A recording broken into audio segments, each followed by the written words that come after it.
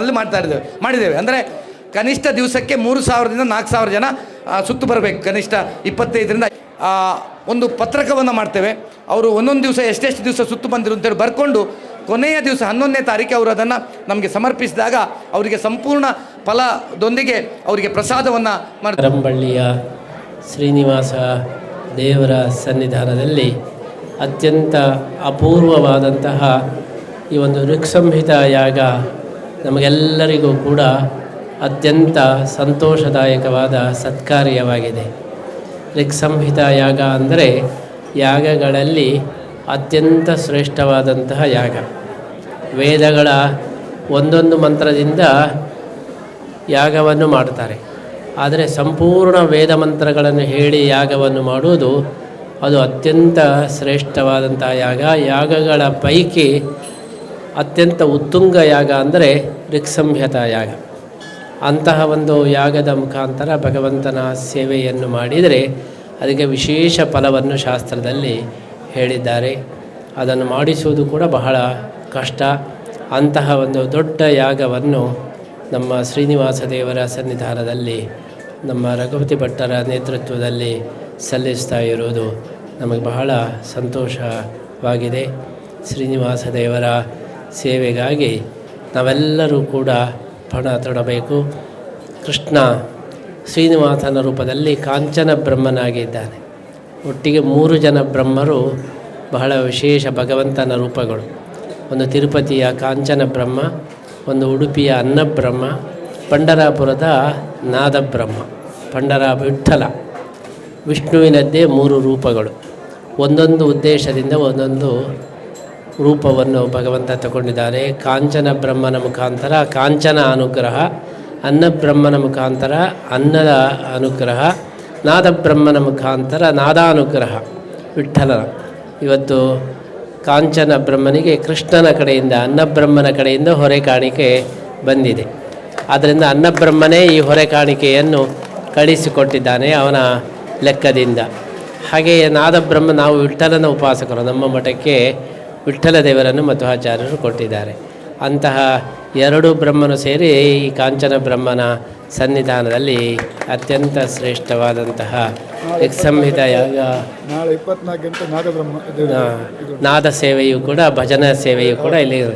ಅದಕ್ಕೆಲ್ಲ ಒಂದು ಪೂರಕವಾಗಿ ಲಕ್ಷ್ಮೀ ಜನಾರ್ದನ ದೇವಸ್ಥಾನದಿಂದ ಇವತ್ತು ಆಡಳಿತ ಮುಕ್ತೇಶ್ವರರು ಬಂದು ಲಕ್ಷ್ಮೀ ಪ್ರಸಾದವನ್ನು ಕೂಡ ಇಲ್ಲಿ ಕೊಟ್ಟಿದ್ದಾರೆ ಅಂತ ಹೇಳಿ ಮನೋಹರ ಶೆಟ್ಟರು ಬಂದು ಸೇವೆಯನ್ನು ಇಲ್ಲಿ ಸಲ್ಲಿಸ್ತಾ ಇದ್ದಾರೆ. ಹಾಗಾಗಿ ಈ ಒಂದು ಅಭೂತಪೂರ್ವವಾದಂತಹ ಈ ಒಂದು ಸತ್ಕಾರ್ಯ ಐತಿಹಾಸಿಕವಾಗಿ ವೈಭವವಾಗಿ ನಡೆಯಲಿ. ಆ ಮೂಲಕ ನಮಗೆಲ್ಲರಿಗೂ ಕೂಡ ಆ ದೇವರ ಶ್ರೀದೇವರ ವಿಶೇಷ ಅನುಗ್ರಹ ಆಗಲಿ. ಇವತ್ತು ನಮಗೆಲ್ಲರಿಗೂ ಕೂಡ ದೈವಾನುಗ್ರಹ ವಿಶೇಷವಾಗಿ ಬೇಕಾಗಿದೆ. ಲೋಕದಲ್ಲಿ ಅನೇಕ ಸಂಕಷ್ಟಗಳು ಇವತ್ತು ನಾವು ನೋಡ್ತಾ ಇದ್ದೇವೆ. ಆ ಎಲ್ಲ ಸಂಕಷ್ಟಗಳು ಪರಿಹಾರ ಆಗಬೇಕಾದರೆ ದೇವತಾರಾಧನೆ, ದೇವತಾ ಒಂದು ಪೂಜೆ ಅದು ಬಹಳ ಮುಖ್ಯವಾದದ್ದು. ಗೀತೆಯಲ್ಲಿ ಕೃಷ್ಣ ಹೇಳ್ತಾನೆ, ದೇವಾನ್ ಭಾವಯತಾನೇನ ತೇ ದೇವ ಭಾವಯಂತು ಯಾವಹ ಪರಸ್ಪರಂ ಭಾವಯಂತಹ ಶ್ರೇಯ ಪರಮವಾಪ್ಸತ. ನಾವೆಲ್ಲರೂ ಯಜ್ಞಗಳ ಮುಖಾಂತರ ದೇವರ ಆರಾಧನೆ ಮಾಡಬೇಕು. ಅದರಿಂದ ಸಂತುಷ್ಟರಾದಂಥ ದೇವರು ನಮಗೆ ಬೇಕಾದ ಎಲ್ಲ ಅನುಗ್ರಹವನ್ನು ಮಾಡಬೇಕು. ಆ ಅನುಗ್ರಹದಿಂದ ಮತ್ತೆ ಪುನಃ ನಾವು ಯಜ್ಞವನ್ನು ಮಾಡಬೇಕು. ಆ ಯಜ್ಞದಿಂದ ಮತ್ತೆ ಪುನಃ ಸಂತುಷ್ಟರಾಗಿ ದೇವತೆಗಳು ನಮ್ಮ ಮನಸ್ಸಿನ ಸಂಕಲ್ಪವನ್ನು ಪೂರ್ಣ ಮಾಡಬೇಕು. ಹೀಗೆ ಈ ಜಗಚ್ಚಕ್ರ ಯಜ್ಞ ಮತ್ತು ಅನುಗ್ರಹ, ಯಜ್ಞದಿಂದ ಅನುಗ್ರಹ, ಅನುಗ್ರಹದಿಂದ ಯಜ್ಞ, ಹೀಗೆ ಮುಂದುವರಿಯುತ್ತದೆ. ಇದನ್ನು ಸರಿಯಾಗಿ ಈ ಚಕ್ರವನ್ನು ನಡೆಸಿಕೊಂಡು ಹೋದರೆ ಎಲ್ಲರಿಗೂ ಸುಭಿಕ್ಷೆಯಾಗ್ತದೆ. ಎಲ್ಲಾದರೂ ಒಂದು ಕಡೆದು ಕಟ್ಟಾಗಿ ಹೋಯಿತು ಹೇಳಿದರೆ ಅಸ್ತವ್ಯಸ್ತ ಆಗ್ತದೆ. ಇವತ್ತು ದೇವತೆಗಳು ನಮಗೆ ಅನುಗ್ರಹ ಮಾಡಿದ್ದಾರೆ, ಆದರೆ ನಾವು ದೇವತೆಗಳಿಗೆ ಏನು ಕೊಡ್ತಾ ಇಲ್ಲ. ಆವಾಗ ಸಮಸ್ಯೆ ಪರಿಹಾರ, ಸಮಸ್ಯೆ ಸೃಷ್ಟಿಯಾಗಿದೆ. ಅದನ್ನು ಸರಿ ಮಾಡಬೇಕಾದರೆ ನಾವು ದೇವತೆಗಳ ಆರಾಧನೆಯನ್ನು ಮಾಡಿ ದೇವತೆಗಳು ಮತ್ತೆ ಪುನಃ ಸಂತುಷ್ಟರಾಗಿ ನಮಗೆ ಮಳೆ, ಬೆಳೆ, ಸುಭಿಕ್ಷೆ ಇದನ್ನೆಲ್ಲ ಕೊಡಬೇಕಾಗಿದೆ. ಆ ದೃಷ್ಟಿಯಲ್ಲಿ ಇಂತಹ ಯಾಗಗಳು ಯಾವಾಗಲೂ ನಡೀತಾ ಇರಬೇಕು.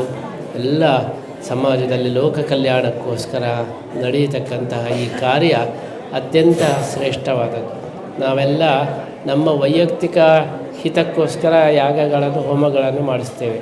ಗ್ರಹಚಾರ ಹೋಮ ಎಲ್ಲ ನಮ್ಮ ವೈಯಕ್ತಿಕ ಉದ್ದೇಶಗಳಲ್ಲಿ ಮಾಡಿಸ್ತೇವೆ. ಆದರೆ ಲೋಕ ಕಲ್ಯಾಣಕ್ಕೋಸ್ಕರ ಮಾಡುವುದು ಬಹಳ ಕಡಿಮೆ. ಲೋಕ ಕಲ್ಯಾಣಕ್ಕೋಸ್ಕರ ಮಾಡಿದಾಗ ಆ ಲೋಕದಲ್ಲಿ ನಾವು ಸೇರಿದರೆ ನಮಗೂ ಕಲ್ಯಾಣ ಆಗ್ತದೆ. ಆದ್ದರಿಂದ ವೈಯಕ್ತಿಕ ಮಾಡುವ ಯಾಗಕ್ಕಿಂತಲೂ ಶ್ರೇಷ್ಠವಾದದ್ದು ಲೋಕಹಿತಕ್ಕೋಸ್ಕರ ಮಾಡತಕ್ಕಂತಹ ಲೋಕ ಕಲ್ಯಾಣಾರ್ಥವಾದಂತಹ ಯಾಗ. ಅಂತಹ ಒಂದು ಲೋಕ ಕಲ್ಯಾಣಾರ್ಥವಾದಂತಹ ಯಾಗ ನಮ್ಮ ಕರಂಬಳ್ಳಿ ದೇವಸ್ಥಾನದಲ್ಲಿ ನಡೀತಾ ಇರುವುದು ನಮಗೆ ತುಂಬ ಸಂತೋಷದಾಯಕವಾಗಿದೆ. ನಾವು ರಘುಪತಿ ಭಟ್ಟರು ಹೇಳಿದ ಹಾಗೆ ಕರಂಬಳ್ಳಿ ದೇವಸ್ಥಾನಕ್ಕೂ ನಮಗೂ ಅವಿನಾಭಾವ ಸಂಬಂಧ ಇದೆ. ನಾವೇ ನಮ್ಮ ಅಜ್ಜಿ ಮನೆ ಇಲ್ಲೇ ಹತ್ತಿರದಲ್ಲಿ ಆದ್ದರಿಂದ ಬಾಲ್ಯದಲ್ಲಿ ಈ ದೇವಸ್ಥಾನದ ವಠಾರದಲ್ಲೇ ಆಟ ಆಡ್ತಾ ಇದ್ದವರು ನಾವು. ಆಮೇಲೆ ನಾವು ಸ್ವಾಮಿಗಳಾದವರು. ಹಾಗಾಗಿ ನಮಗೆ ಈ ದೇವಸ್ಥಾನದ ಅರ್ಚಕರ ವಂಶಸ್ಥರು ಆದದ್ರಿಂದ ನಮಗೆ ಇಲ್ಲಿ ಹಕ್ಕು ಕೂಡ ಇದೆ, ಅಧಿಕಾರವೂ ಕೂಡ ಇದೆ. ಹಾಗಾಗಿ ಈ ದೇವರ ಒಂದು ಎಲ್ಲ ಸೇವೆಗಳಲ್ಲಿ ಭಾಗವಹಿಸುವ ಒಂದು ಅವಕಾಶ ನಮಗೆ ಸಿಕ್ಕಿದ್ದು ನಮಗೆ ತುಂಬ ಸಂತೋಷದಾಯಕವಾಗಿದೆ. ಅಂತಹ ದೇವರ ಸೇವೆ ಇಲ್ಲಿ ಪೂಜೆ ಪುನಸ್ಕಾರಗಳಲ್ಲಿ ಬಹಳ ವೈಭವದಿಂದ ನಡೆಯಲಿ ಅಂತೇಳಿ ನಾವು ಹಾರೈಸ್ತಾ ಇದ್ದೇವೆ. ನಮ್ಮ ರಘುಪತಿ ಭಟ್ಟರು ಬಹಳ ಉತ್ಸಾಹದಿಂದ ಈ ಒಂದು ದೊಡ್ಡ ಕಾರ್ಯಕ್ಕೆ ಕೈ ಹಾಕಿದ್ದಾರೆ. ಆ ಒಂದು ಕಾರ್ಯ ಯಶಸ್ವಿಯಾಗಿ ನಡೆಯಲಿ, ಎಲ್ಲ ಭಕ್ತರಿಗೂ ಒಳ್ಳೆಯದಾಗಲಿ, ಲೋಕಹಿತವಾಗಲಿ ಅಂತ ಹೇಳಿ ಈ ಸಂದರ್ಭದಲ್ಲಿ ನಾವು ಪ್ರಾರ್ಥನೆಯನ್ನು ಮಾಡುತ್ತಾ ಇದ್ದೇವೆ.